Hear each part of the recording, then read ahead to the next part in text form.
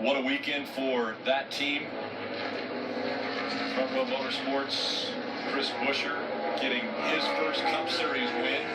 He's 31st in points, so he's not locked into the chase. But if he gets inside the top 30 in points, he will have a spot in the chase and try to run for a championship with this team.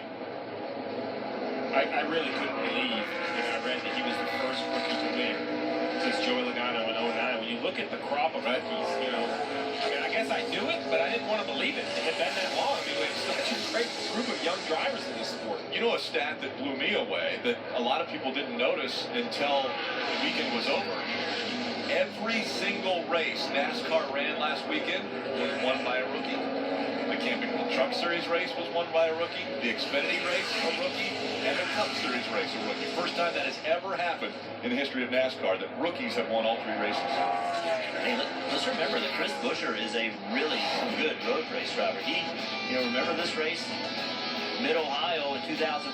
He drove the wheels off this race car to win this race. And to me, that was the start of what we've seen from Chris Buescher in the Xfinity Series. When he got that win, about halfway through that year, something clicked with Chris Buescher, and all of a sudden he became fast everywhere. And on that day, he ran fast, he had to execute at the right time, had to get everything right on the restarts in the race, and he pulled all that off. And he really impressed me that day, and it's continued. It really did. It continued into the championship and everything that he's done. And he took a step back. I mean, he went, I know he's in Cup, but he was at this team that was competing for wins and championships, and he took a step back in competition to get an opportunity to run Cup. And obviously, he wants to step up into, the best equipment he can, the best team he can be with. But you got to respect the guy that says, hey, listen, I'm willing to go and learn. That's how you used to do it. Years ago, 25 years ago, that's what drivers did. They went and drove for teams that weren't the biggest teams. And they learned their craft. And when people said, hey, that guy can do it, let's give him a ride in a more funded team. And that'll eventually happen with Chris. Well, not only did he take that step back, but he has done it in the most, polite way possible. Sure. His 34 team, you heard earlier, sometimes they have Roush Fenway equipment, sometimes they do not. You would never know it. Listening to Chris Buescher, always positive, trying to get better, trying to improve it.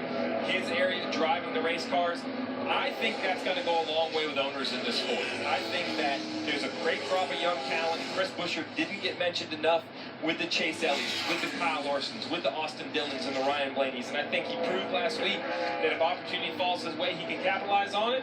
And I think this is not the last time we're going to hear this name. And unfortunately for Front Row Motorsports, I can't see Chris Buescher being there long term. Now, is that a year, 3 years, 2 years? I don't know. But a talented young man like that, I believe, is going to end up at one of the big 5 or 6 premier teams of the series. A huge spotlight shines now on Chris Buescher for the final 5 races before the chase. For an update on the 5, Dave.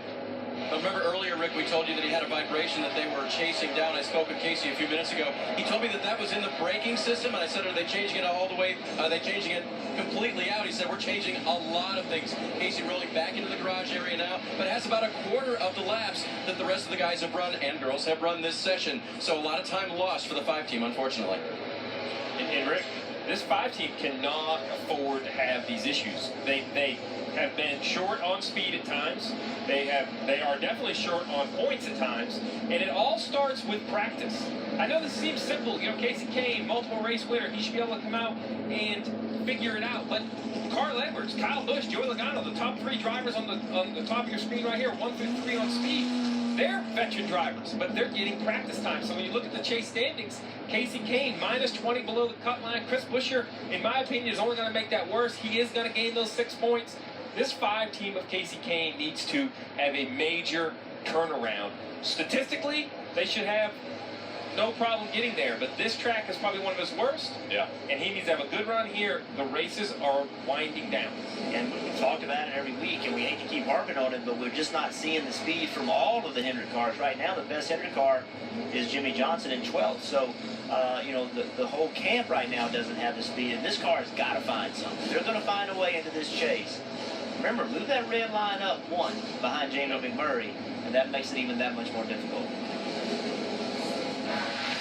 Difficult is the kind of track that this is. That's Clint Boyer sliding through turn number 1 just moments ago.